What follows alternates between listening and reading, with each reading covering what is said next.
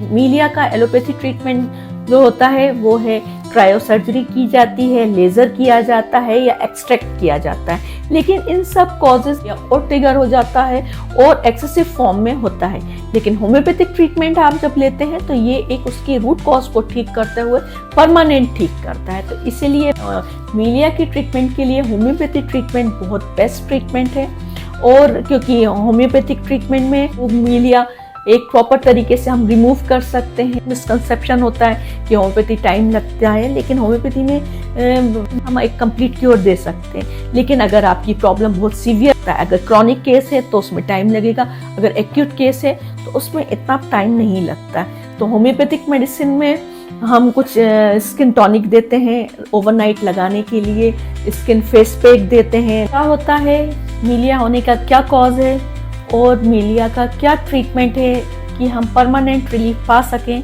ये वीडियो आज आपके लिए बहुत इन्फॉर्मेटिव होने वाला है, क्योंकि इस वीडियो में आपको मीलिया से रिलेटेड कंप्लीट इन्फॉर्मेशन दी जाए।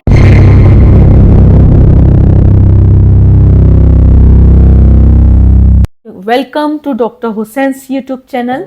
This is doctor Mushfiq Hussain from doctor Hussain's advance homeopathic clinic Bhopal. आंखों के नीचे वाइट स्पॉट बॉल जैसे स्पॉट होते हैं आसपास, आंखों के आसपास, लिप्स के आसपास या फोरहेड में होते हैं, और स्पेशली आईलिड्स पे होते हैं और आईलिड्स के नीचे होते हैं। तो ये एक तरीके की छोटी बॉल्स होती हैं जिनमें प्रोटीन का डिपोजिशन होता है, केराटिन प्रोटीन का डिपोजिशन हो सकता है, फैट का डिपोजिशन हो सकता है, या डिफरेंट कॉजेस हैं।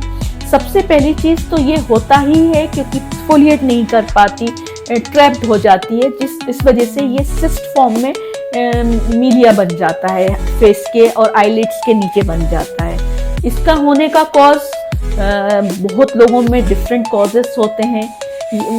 खासकर इम्पॉर्टेंट कॉजेस होते हैं कि अगर आपने कोई लेज़र या किसी तरीके का कोई ऐसे कॉस्मेटिक ट्रीटमेंट लिया हो तो उसकी वजह से लेज़र ट्रीटमेंट या कोई भी ट्रीटमेंट की केमिकल ट्रीटमेंट की वजह से हो सकता है।